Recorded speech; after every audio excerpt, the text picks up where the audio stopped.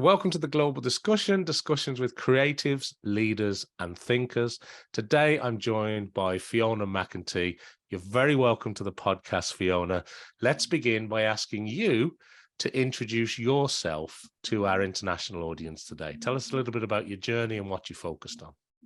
Thank you so much, Simon. I am delighted to be joining you from my second or adopted home of Chicago. It's probably, pretty obvious instantly that it's not my first home when people hear me speak, but I have been in Chicago for about 20 years. Moved here from Dublin initially on a one-year exchange program through my university studying law, and came back a couple of years later, and I've pretty much been here ever since. And I have been an immigration attorney, US immigration attorney, for 15 plus years. Well, look, I mean, you're an award-winning US immigration lawyer.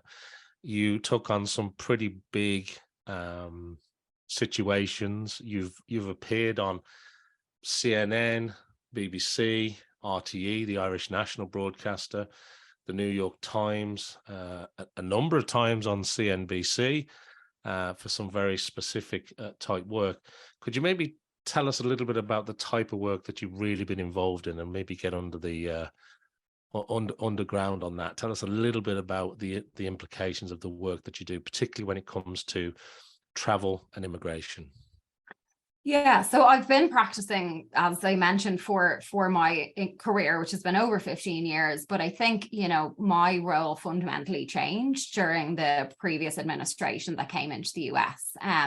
You mentioned like some of those media pieces that I had done, and I was a stranger to media up until really I'd done some very small things, but kind of the first day that I got this exposure was the first day of the Muslim ban. Listeners may have seen some of those pretty horrific scenes that happened in airports throughout the US. And I was, along with my brother, who's a partner in our law firm, we were one of the first attorneys at O'Hare Airport when all that was unfolding. And I ended up becoming the media spokesperson for the group. That's kind of how the media started. It wasn't an intention of mine to put myself in what ended up being pretty scary, interviews live with like earpieces and all sorts of stuff happening, but being like having the experience as an attorney and having clients that I met that needed me, and recognizing the really privileged voice that I had, and being able, I'm a naturalized US citizen now, and being able to really use my experience and my voice to advocate for people. That's kind of how the media stuff started. It really wasn't a plan, but I felt like I kept thinking to myself, how can I say no? There's a mom and a child that are being detained for no reason other than the fact that they were originally from Iran, and I have to do this. And so that's kind of how all that started. Yeah, thanks for sharing that with us, Fiona, because it sort of happened so quickly. And I suppose that media cycle, that particular media story, it really took off and accelerated quickly, didn't it? Yeah, it did. And I think it's because people realized really the danger of the administration, that we realized kind of what we were dealing with. We'd all heard, the then candidate Trump's tweets in relation to banning Muslims. And then we saw, oh no, this wasn't just a threat. They're actually trying to do it. And I think every immigrant, no matter where you're from, no matter what your experience was, and no matter what your status was, because the person that we were representing was a US citizen baby that was being detained. I think people just realized, oh my gosh, this is day 1 or 2 into the administration. What's next? And it was, to be honest, every week there was something else that happened, a lot of which ended up in the media, not all, but I think people were really shook to our core. And yeah, it was just really the first in many horrendous things that we saw during the prior administration. And what was it like being sort of all of a sudden thrust into the center of that? Because you kind of were very honest there at the start and said you weren't really in the middle of that media story prior to this. You had a successful practice, but this kind of really changed the direction a little bit, I would assume. Yeah, it did. I mean, to kind of personalize how I felt at the time. I had just come back from Ireland with my husband and 2 kids. It was just after Christmas. And I remember landing touchdown O'Hare with your 2 kids. And I don't know if anyone's listening, if you've ever flown internationally with children, like it's, generally not that fun, right? It's exhausting. And so I remember arriving in O'Hare and going, oh my gosh, I just want to get back to her house. I'm so exhausted. And I remember thinking, that's how this mom feels. She's flown all the way on her own because her husband was there to meet her. The baby's 18 months old. I'm sure she's exhausted. And instead of being able to come in as a green card holder with her US citizen baby, she was ended up, detained for upwards of 5, 6, 7 hours with no end in sight. So as kind of unplanned as it was, as unprepared or untrained as I was thinking I could have been that mom. I was that mom, except for I am white and Irish and a US citizen as well. But like, how I just feel like sometimes we're faced with situations in our career or in our personal life where it's like a crossroads, and it's like, what path are we going to take? And I felt at this time that I knew that what I needed to do, and as scary as it was, and as grossly unprepared, I just felt like I had to do it. And that feeling has just continued, really. It's like, how can you say no? So so that's kind of how I felt at the time. Well, thank you for sharing that side of the story, because it's a real, I suppose, almost a personal calling, that you kind of put yourself in the shoes of somebody else and say, well, what if it was me? Mm-hmm. And you stepped up there into the world's media. But the other thing I wanted to ask you a little bit about as well was the story was not just the immigration situation and the challenges that you've sort of explained, but also from a startup perspective. I know you've done a lot of work in this area too, particularly when it comes to people, moving to a country with a particular skill set, a particular job. And there's been a lot of controversy and a lot of discussion, particularly in the US, around different types of visas, which, to some degree impact a lot of the startup sectors. So could you maybe just unpack that a little bit for our audience? Sure. Yeah, this is the huge passion of mine. And this is where the bulk of my career has been spent, really, in relation to startup and business immigration. I think the interesting thing for people to know, which comes as a surprise, I think, to people, is that the US immigration laws, so the actual underlying legislation, has not been updated in over 30 years. Congress in the US is the one that passes laws, and they haven't passed any really meaningful immigration laws or any significant immigration laws in over 30 years. So if you imagine the type of work that we see with startups, social media platforms, fundraising, VCs, exits, like growth, all this kind of stuff that we are very familiar with now, none of that was anticipated by the US immigration laws when they were written by Congress over 30 years ago. So we're kind of trying to fit a very modern situation into extremely old laws. So the US does not have like a standalone startup visa. And that's something that I've spent a lot of time working on. I'm actually just about to finish a piece that I've written with a immigration attorney who's based in the UK and some attorneys based in Canada, and kind of comparing the system in the US that we have with the system in the UK and in Canada. And you see that those countries have modernized and updated their immigration system and created startup options, and really looked at how do we need to respond in terms of laws to the current working practices. And I think, unfortunately, the US's loss is going to be other countries' gains. And so I've been trying really hard, along with a lot of people, a lot of stakeholders here, to try to bring this to the attention of Congress. I submitted written testimony for a congressional hearing, and have been writing and speaking a lot on this, and just trying to explain to people what, the status quo, and kind of why we need to change that. So that's a big part of what I do. Yeah, thank you, Fiona. And I suppose from one end of the scale, which is the startup environment, and, a lot of these small, maybe tech companies, they can go on to become unicorns and huge global international companies. But you also had a lot of pushback from a lot of the tech companies, whether it was Silicon Valley or further afield throughout the US, where the visa situation, particularly for the international talent that they needed, became quite challenging. And there were quite interesting moments in time where people were saying, well, I might have to leave the country here. So I Yeah. think there's a real human story to that, isn't there? Yeah, and we're seeing it today with all the mass layoffs that we're seeing in tech, right? And that's been a real frequent story here because it impacts so many people. You know, and a lot of these visa holders that have been here for like a long time that are getting laid off, you know, they're a subset of people who are getting laid off, some of whom are here on visas. And so, you know, a layoff is hard enough. Obviously, it's extremely hard, I'm sure.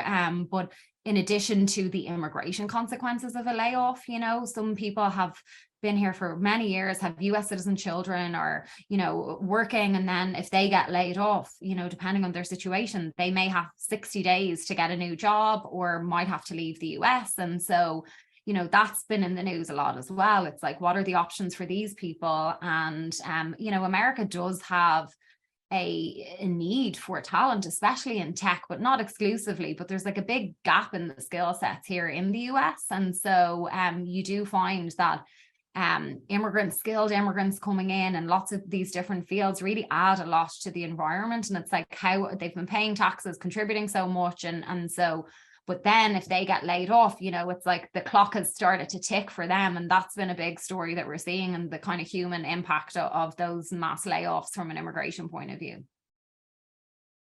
Yeah, and I suppose at the time of us recording this, we're seeing a continuance of those layoffs, given the global economic sort of backdrop. Um, and the thing that I wanted to ask you, though, I mean, you're obviously a passionate advocate in this area, and I know you do a lot of great work here. But have you seen any positive changes? Like, have you seen any progression here? You know, are we making progress in these areas? That is such a great question. And I would kind of preface this by saying, I believe that to work in this field, you have to be inherently optimistic, I think. I feel like it's almost like a prerequisite of working in immigration is that you have to be an optimist. And it's actually part of our firm's core values, because you need to believe that the system can be better and that you also want to try to work to make that happen. And if you don't feel like it can be better, then you're not going to be able to do that work, to put that work in to try to make a difference. And I have seen some really positive changes. I mean, I think, you know, one thing the Biden administration brought back, you know, this, I could probably spend an hour discussing this one particular issue, but there's a startup parole program for, you know, startups that have raised venture capital or been receiving grants from the government. So it's not a visa because it wasn't passed by Congress, but it is like an executive regulatory action, kind of like how DACA, if anyone's familiar with that, how the Obama administration created DACA. This was created using the existing parole law. So it's an option for startups, but basically this was supposed to go into effect in by the Obama administration, just as the Trump administration was starting, and they stopped it. And there was huge amount of advocacy. There was litigation. They were sued by the National Venture Capital Association and some other groups that said you can't just end a program with no notice. There's procedures, and you know, they won, but it never really got going.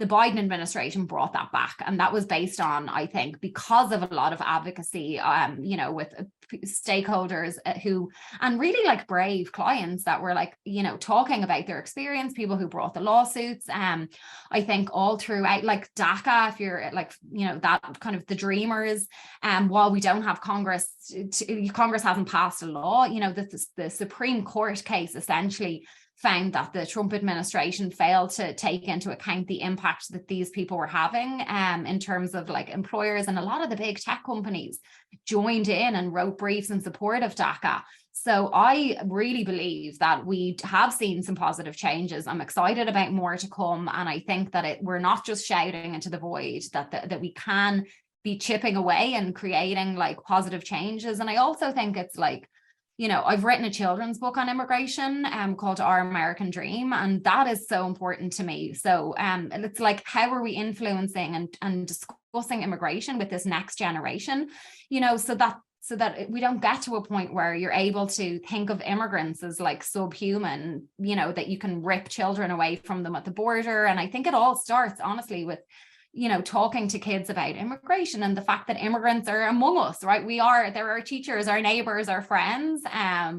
And so that's another thing that I'm passionate about, is like how are we, you know, talking to kids about the topic of immigration? And it's super important when we look at what happened in Afghanistan and in Ukraine, and where we're seeing refugees, and being able to, you know, talk about the importance of welcoming others and what that would be like if you were told to just like leave your home one day. You know, kids need to be, I don't think that's, you know, you can have age appropriate conversation with children about these types of things too.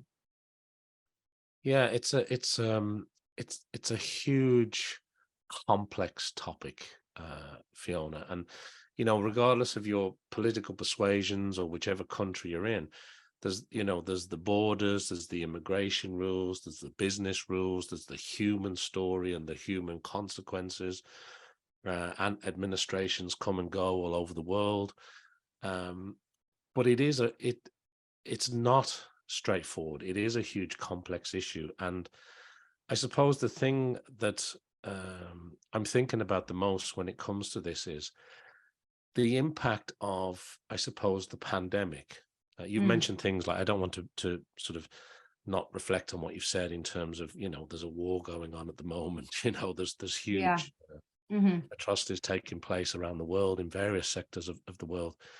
But just to bring it back to something that I think a lot of people on the planet are very familiar with, which is lockdowns, the pandemic, going through 2-3 years more of restricted movements, fear, concern, job losses, shutdowns, going back to in person. And there's a huge discussion that continues to go on today around the impact this has on the future of work, the way that we live, because it's, you know, whether you're all in on remote first, remote working from home, working from anywhere on the planet.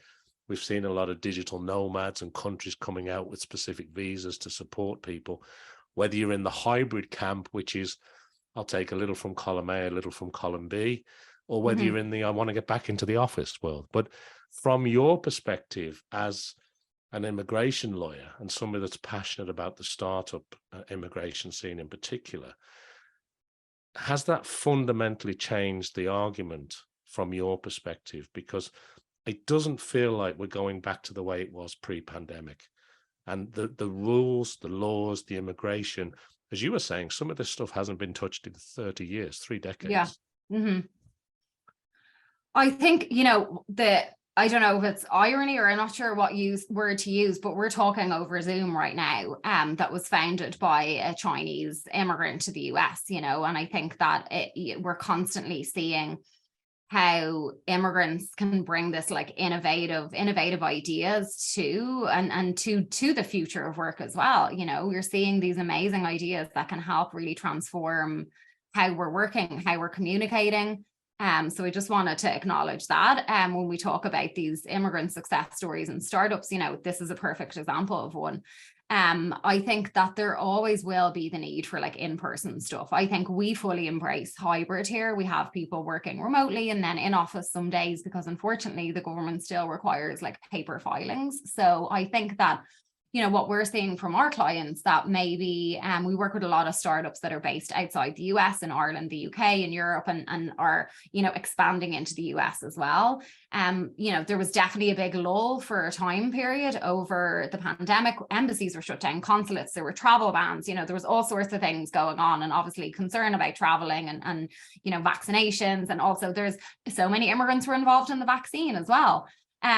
So I think that we're starting to see that need for like getting back in person happening. And so I think that I believe that companies, to be competitive, will have to be, you know, we certainly are embracing the hybrid nature and just really having a culture that I think affords flexibility is going to be important. But I am still very much seeing a need for like people who want to be physically in the US. So that is very much still happening. And I can't see that going away. I think if anything, it's kind of reinforced the value of those in-person connections as well. So that's what I'm seeing. Yeah, thanks, Fiona. Thanks for your views on that, because it, you know, I just wanted to bring in that sort of global landscape picture as well, because sort of outside of the US, the whole world is going through a change in terms of the way it works too. And a lot of people are defaulting to hybrid. There are some remote only type organizations. But I'd be struggling to list many companies that have, there's been a few headlines where they've insisted on everybody going back to the office. I'm not sure they've all been as successful as they may be headlined as, but hybrid seems to be ground. I suppose just to wrap this section up then, right now, from your viewpoint, because obviously you've got a lot of experience in this area and you're working in it day to day. What sort of challenge do you see ahead of yourself? Are you just staring at the mountain and just going, okay, we'll just keep chipping away? Or how do you even, from a business perspective, sort of tackle something like that? Because to an outsider, it seems like you're trying to move mountains here. It seems huge. Yeah, sometimes it does feel that way. But look, I think I want to make it clear that it's, our advocacy in relation to immigration doesn't change when we get a Democrat in the White House. We continue to try to move the needle, if, more so than ever.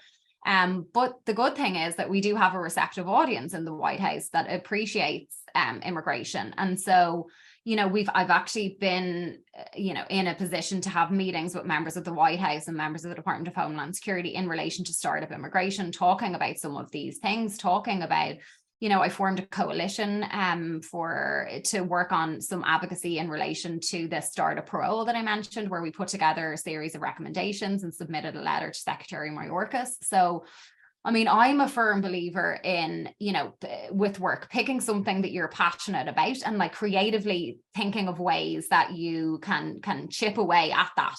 And I think, yes, it is some days it does feel like we're trying to push the boulder up the mountain. But then when I look at things like the Biden administration updated a policy manual that is trying to encourage more STEM and entrepreneurs to come to the US. They modernize the examples of evidence that we can use in support of some of these cases. So while the underlying law hasn't changed, the policy has been updated and has been more reflective of modern working practices. So we are seeing movement there, and we're seeing some, a few other things have changed in relation to, the new option has been introduced for expedited processing. It's a national interest waiver green card that you can self-sponsor. Previously, you weren't able to expedite that, and now you can. So that's been a new change. So we're constantly seeing all these changes. And I think from my point of view, I'm still writing op-eds, I'm still, sharing stories, I'm still collaborating with my colleagues and with people who care so deeply about this. And so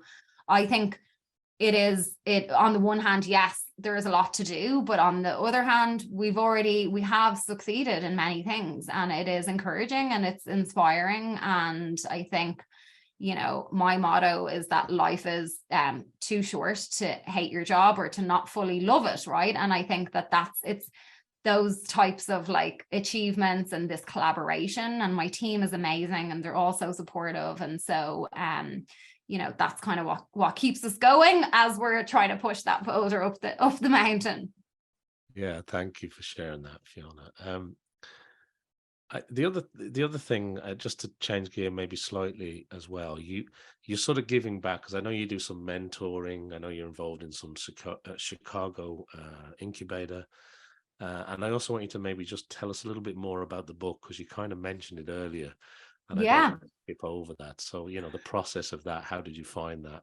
Sure. I actually, I'm about to send some copies out. So I have it here. So it's called Our American Dream. A portion of the proceeds are actually going to 2 immigration nonprofits that do incredible work in the space as well. But it's based on real life client stories, and it was written. I have 2 kids that are now 9 and 7, but I kind of wrote it, or got the idea for it, when all the family separation and all this horrendous stuff was happening about immigration. And I thought, we have to be able to speak to kids about this in a way that makes it accessible to them. And I thought, I have some really a front row seat to really beautiful immigration stories that not everyone gets to see. And I thought maybe I could put them in a book. And so that's kind of how it started. But so I am super passionate about that. And I think it started with my kids, but I actually got a text the other night from one of the moms in the class. We gave my son's friend a signed copy for his birthday, and she was like, telling me her son loves the book, and I was dropping my son off and he's like, I love your book. And he was like, so I'm like, oh yes, it's like, if I can connect with some of these kids and get to talk to them about this, it's like a huge passion of mine. So that's the book. And in relation to mentoring, yes, I have mentored thousands of startup founders throughout the years. A lot of times they're here as international students, as I once was. So, while the path I walked was slightly different in terms of going to law school and not becoming, a startup founder, I can really relate to that feeling of, the insecurity of not knowing what the next immigration step is like. And so I try to counsel them on that. And I have an ebook that's coming out specifically in relation to startup immigration. And I'm hoping that it's going to be available free, and I'm hoping that it's like an easy to access guide. It's like written in question format. I kind of summarize the questions that I get frequently, but I just can see the amazing things that immigrant startup founders can do if they're given the chance and they're given advice and they're able to, navigate the immigration system while simultaneously building their company. And, I have had many clients who have had these really successful exits, built like products that are literally saving American lives. Like one of my clients, Mert Azeri, this is all public, of course, because I'm a professional secret keeper unless it's public. He's a Turkish immigrant, and he founded a company called Swipe Sense with some American classmates when he was at Northwestern. And that company, it got acquired, but the mission was to help prevent the spread of hospital-acquired infections. And it was a software and a tracking system, and then it expanded to asset tracking and actually like contact tracing during the pandemic. And like, what a time! He founded this years ago. Walking with Mert on that journey was just so special for me. And just to see, like, these are literally, we're not, exaggerating. His company is actually saving lives in America, and we're better for having immigrants like Mert here. And so whatever I can do to help people on that journey, I am very passionate about it. And I want other people to know when they think of immigration, like I want them to think about the Merts or the future Merts. And to think like, let's see what we can do to give these people the chance. They're not looking for handouts or anything. They just want the opportunity to stay here and work hard. And immigrants always give way more than they take to any country. Yeah, you're making me think as you're talking there, Fiona, about there's often a list that comes out every year. I'm not sure how often it's updated, but a number of media outlets publish this list, and it's when they look at the top companies in the US, whether they are publicly listed companies with international operations, whether they're the latest fastest growing unicorn, or whether it's that hot tech startup that's rapidly expanding, and they normally compare it to the CEO or the founder, and they kind of list it by, are they an immigrant or not to the country. And it is always staggering that the majority are immigrants. You're totally right. Or sons or daughters of immigrants. Am I right in saying that? Well, no. I mean, you were right in the fact, but the majority, over 55% of America's unicorns have an immigrant founder. And when you add in the children of immigrants, it's even higher. 80% of them have an immigrant in a key leadership role, such as CEO, CTO. And so over 55%. And that is more than half, but it's even more than half just at the immigrant level, not let alone going down to the next generation. And so what you find, though, is that, these immigrants have succeeded despite the immigration system, not really with its support. Some of them have come through the refugee process or through the family-based immigration system, or come as employees and then gone on to found their startup later after getting their green card. And so imagine how many more unicorns we could have if we were able to actually support them on their immigration journey. And that's a statistic that I feel so strongly about. And also 1/4, I know all these stats, I'm so excited to be able to share them with someone who also has read them, but 1/4 of those unicorns that we mentioned were founded by someone who came here as a foreign student. So you're right, the statistics are all there. And I think, it's not easy to emigrate to any country.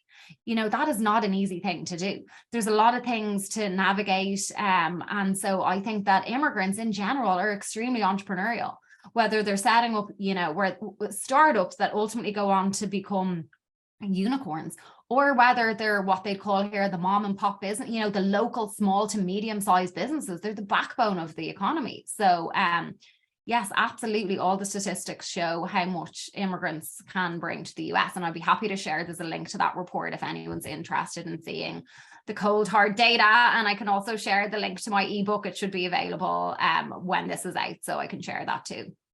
Yeah, we'd love to include that, because I think I often look at that study, and it often takes me back, aback at how much of that is such a multicultural melting pot of talent Yeah. that helps everybody ultimately. Yeah. And I know there are challenges. I know there are other sides to that story and that argument, and there are issues and challenges, but there are huge opportunities too. And I think the work that you're doing here is commendable, because it's not easy work. It's not everybody that can actually make a difference here. So that's great. And thanks for sharing a little bit about the book as well, because you're also looking at it from a multi-generational approach, or the bigger picture, which is almost changing the narrative to some degree, which is great too. So as we change gear a little bit, Fiona, because I know you could talk about this passionately all day. Oh, you can every tell. day. I can tell. But look, that's Yeah. why you're an award-winning immigration lawyer, right? I mean, it's quite obvious that this is your passion. It's something that you really care about. But I wanted to ask you about, you've wrote a book, but when you read a book yourself, when you're not the author, how do you take on board information? What's your learning style? Obviously, becoming a lawyer, there's an awful lot of learning involved. But are you an audiobook person? Are you a written book person? Are you constantly scouring the internet for articles and reports? How do you learn? What kind of things do you like to read? Do you read for pleasure or business, or is business your pleasure? So how does that work for you? I love that question. And I haven't been asked anything like that, which is great. I think for me, my job involves reading pretty much all the time, right? I'm constantly reading, I'm constantly writing. But I do like reading outside of work as well. But I am pretty much a physical book person. I'm not really an audiobook person, and I have a couple of books on my iPad, but I tend to gravitate towards the physical book.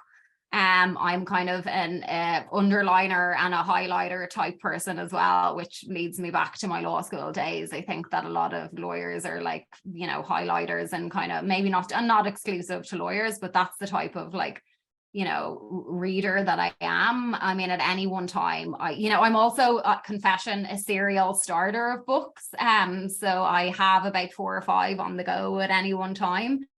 And I'm trying, my New Year's resolution is to try to, finish a book before I start the next. So haven't fully succeeded in that mission, but I'm trying. So. And are you reading startup type books? Are you reading just something completely different, fiction over here somewhere? What sort of things interest you? Kind of a mixture. At the moment, I'm reading a couple of books on venture capital.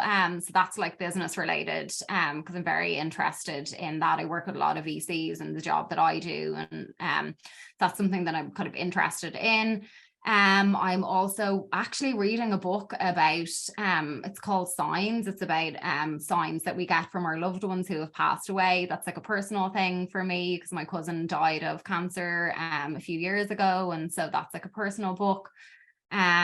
What else is on my nightstand? There's a couple of other things, but they're the main ones that I'm reading right now. So I'm going to finish the Signs book and then move to another one. Hopefully I will succeed in my New Year's resolution. So yeah. Well, that's great. Thank you for sharing that. It just helps our audience get a little bit of insight into the other aspects. Beyond the work stuff. Yeah, exactly. Yeah. And building on that, maybe if I can just ask you another question.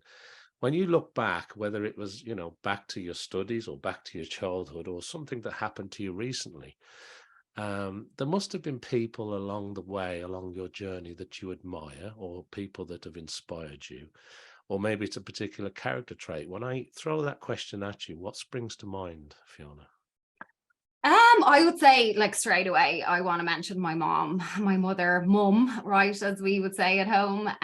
My mum, my dad too, but my mum really has, she's been an entrepreneur, a small business owner my whole life. Neither of my parents got the opportunity to go to college because, we just growing up in Dublin, you know, back then my dad was the eldest of 8 kids. My mum was the second youngest of 11. Like, it just wasn't an option for them, even though they were smart enough, of course, to have gone, but they needed to, my dad especially needed to go get a job, right? His dad was a bus conductor. His mother was at home raising the kids. And so that was his path. And my mum also went to work for the civil service, and they met in there when they were pretty young, and the rest is history. But my parents, I think, always wished that they had the opportunity to go to college. And you know, they were really, you know, they made sure that we knew the importance of education and the privilege that it was, right, to be able to go to college. And so, you know, my mum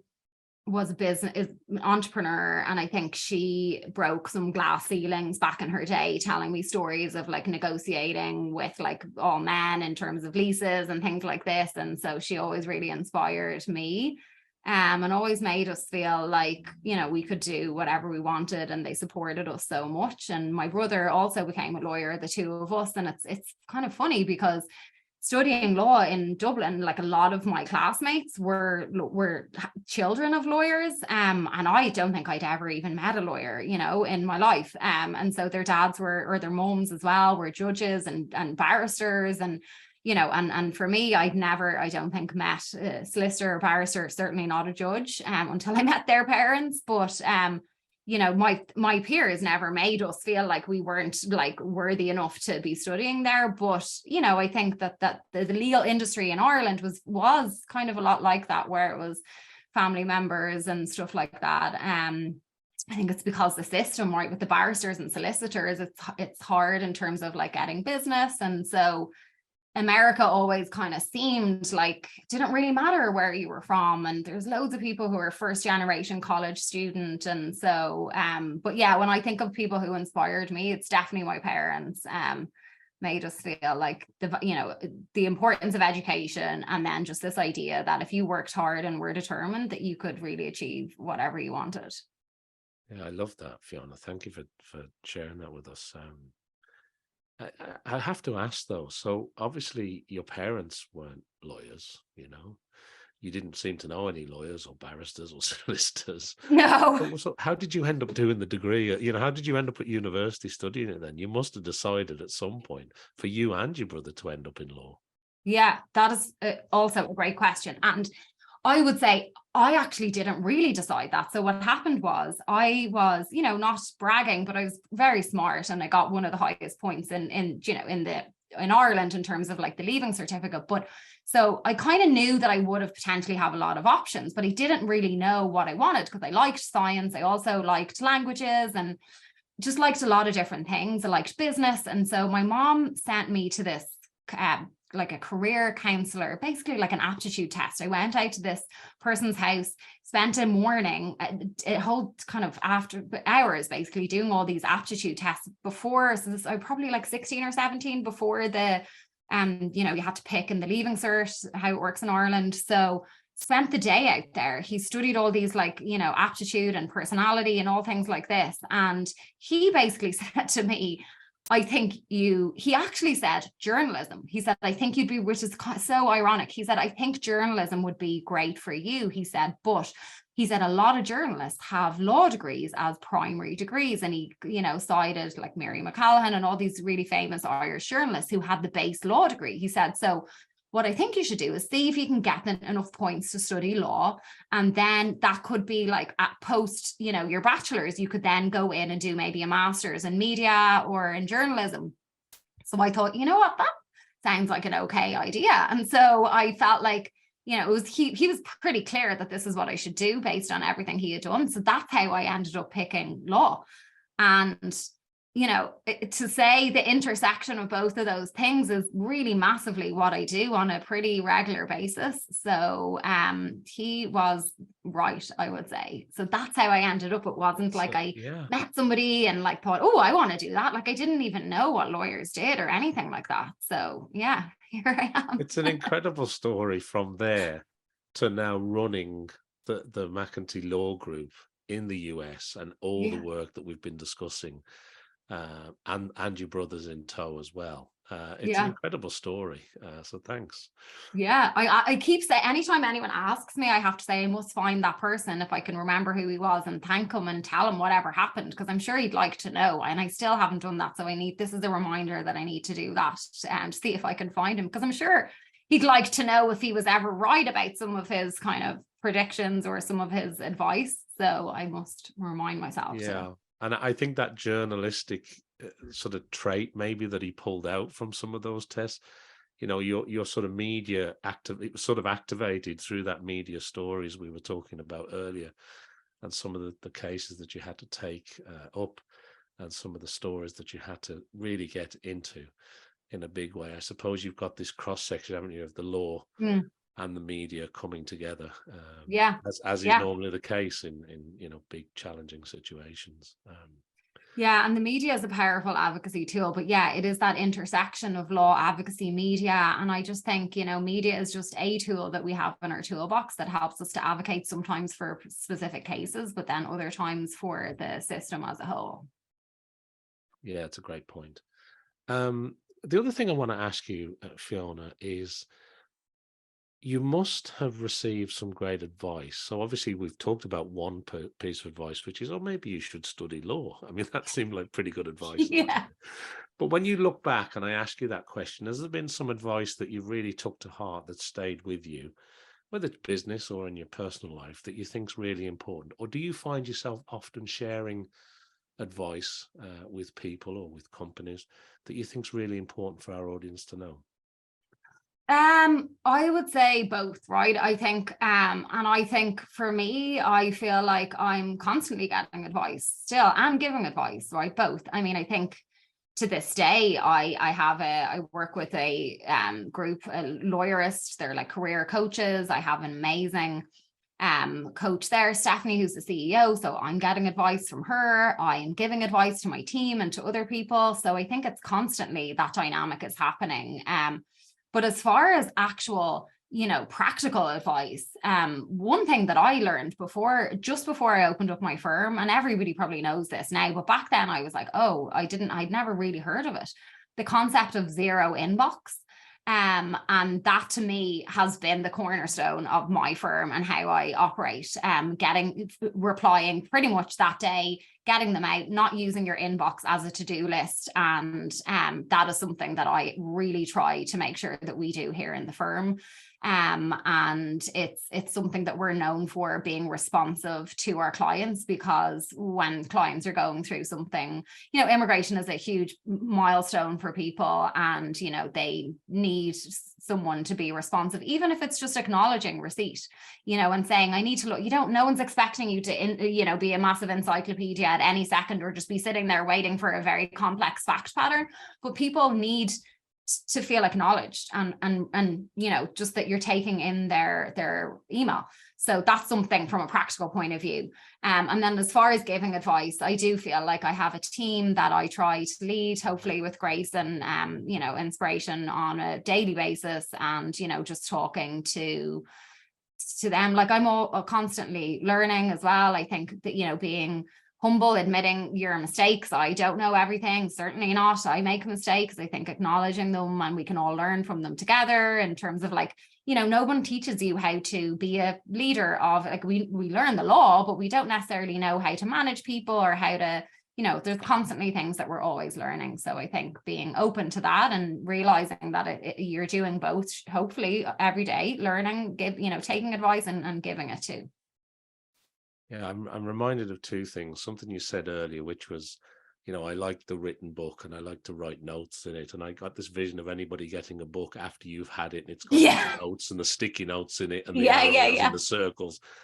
And then you've sort of doubled up on that with it's the lawyer in you, it's the legal in you. It's I like definitely inbox zero, because I'm kind of cringing at inbox zero because I fail miserably at inbox zero. I have tried it a number of times, but you've made an important point, because obviously I've been involved in lots of different businesses around the world, and working with a legal team or a legal firm or an individual within a legal company. You said something really important, that human, even if it's just a little acknowledgement, I got it, I'm here, Yeah. I'm looking at it. Mm-hmm. It makes such a difference to the recipient. Yes.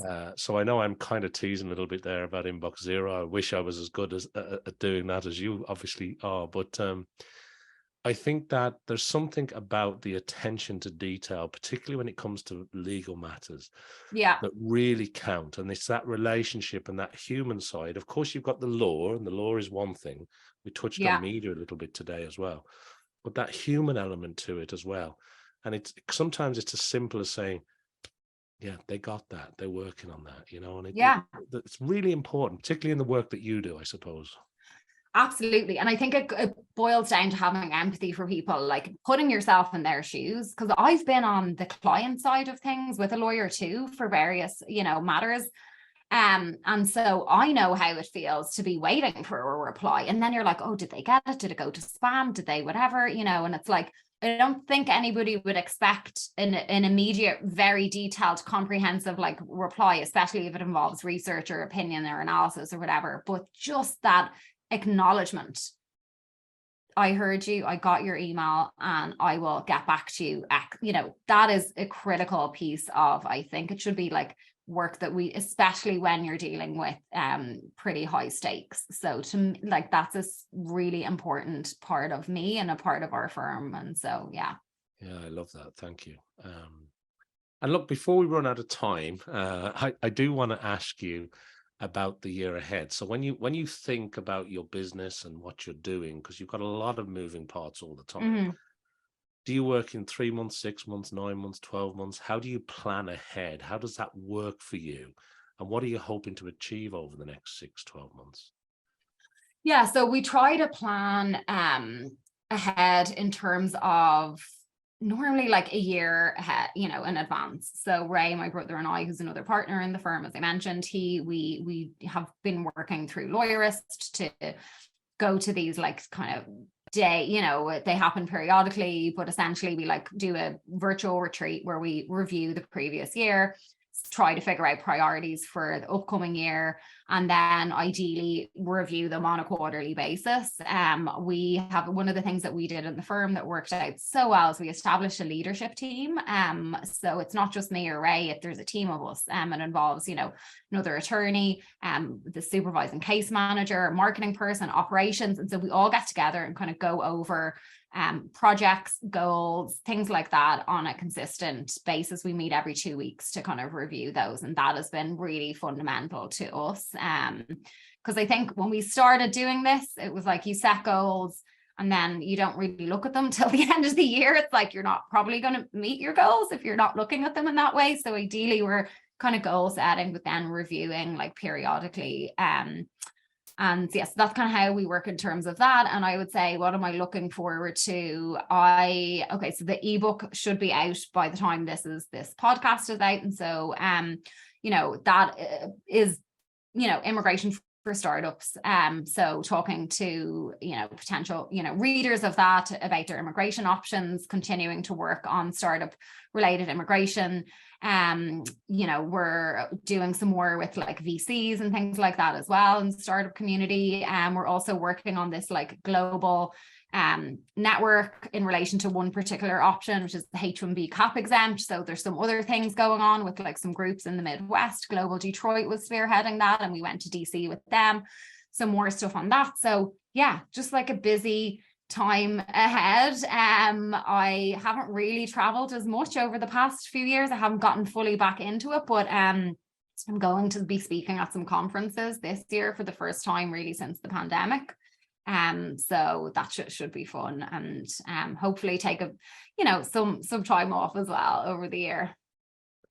Yeah, that is allowed, I believe. I think we're allowed to do that. Required, I would say. Yeah, absolutely, 100%. Yeah. Well, listen, that's great. And if people want to reach out and get in touch with the McEntee Law Group, if they want to find out more about the books, where are you sending people to these days? Is it the website? Is it your LinkedIn profile? Obviously, we'll put the links to various things in this episode, but where's the best place for people to find you online, Fiona? So yeah, people can find us on McEnteeLaw.com. My biggest platform in terms of regularly posting is probably LinkedIn. Our firm though has a newsletter that we send out periodically, only obviously about immigration specific news.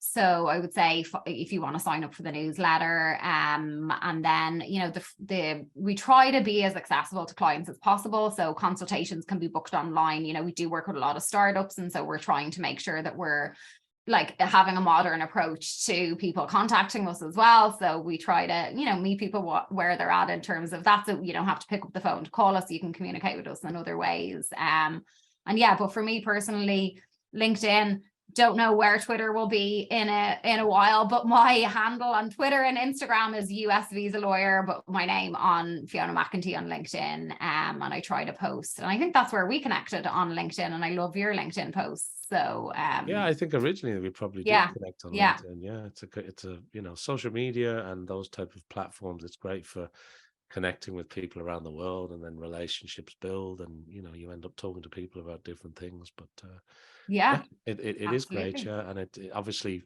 people can go to the company website, they can, you know, connect with you on LinkedIn, and it sounds like for startups and for people that want to get in touch, there's various ways that you can sort of begin discussions with them, which is great. And we'll put links to the books and everything else in the episode, Fiona.